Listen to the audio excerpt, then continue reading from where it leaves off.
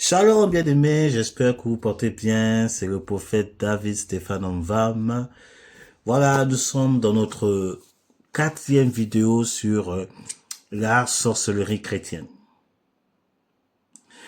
Alors aujourd'hui, nous allons nous inspirer sur le texte de Galates chapitre 5, verset 19, qui dit « Or les œuvres de la chair sont manifestes. Ce sont l'impudicité, l'impureté, la dissolution, l'idolâtrie, la magie, les inimitiés, les querelles, la jalousie, les animosités, les disputes, les divisions, les sectes, l'envie, l'ivrognerie, les excès de table et les choses semblables. » Amen. Ici, Paul est en train de numérer ce qu'on appelle les œuvres de la chair.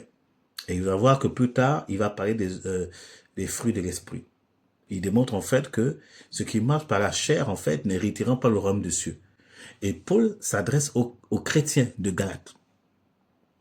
Et vous allez même voir que dans Galates chapitre 3, il est écrit que Galate qui vous a ensorcelé selon, ou bien qui vous a envoûté selon la parole d'arbre. Donc, Paul expliquait qu'il y avait de la sorcellerie dans l'église de Galate. C'est pas qui vous a envoûté, qui vous a ensorcelé. Tout ça là, c'est-à-dire qu'il dit vous allez commencer par l'esprit, vous allez finir par la chair.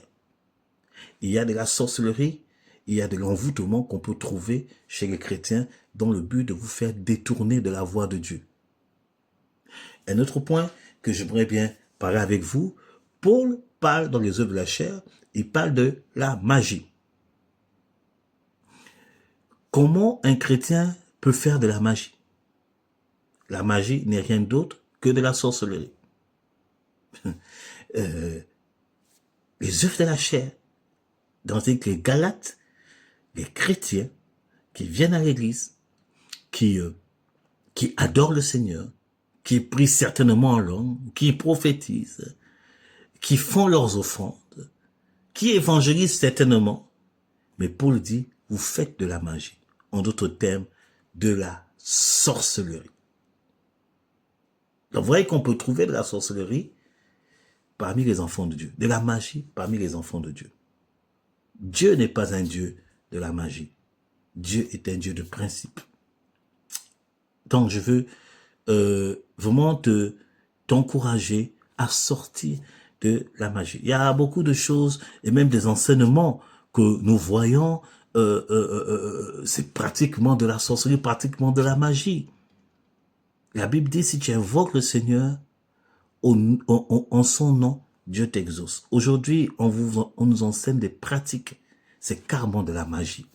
C'est carrément de la magie. Des pratiques qui ne sont pas scripturelles le plus souvent. Bien aimé, l'évangile est simple. L'évangile n'est pas compliqué. Sortons de la sorcellerie. Sortons de la magie. Ça parle aussi, une autre forme aussi de la sorcellerie chrétienne. Paul parle de la jalousie. Amen. La division. C'est aussi une autre forme, une des conséquences de la sorcellerie. La sorcellerie peut te pousser à être jaloux de la grâce de l'autre, à combattre la grâce de l'autre. Je vous l'ai dit précédemment en parlant, allons tuer Jérémie avec les paroles qui sortent de notre bouche. La Bible dit de ne pas envier, ou en d'autres termes, jalouser le bien d'autrui. C'est de la sorcellerie.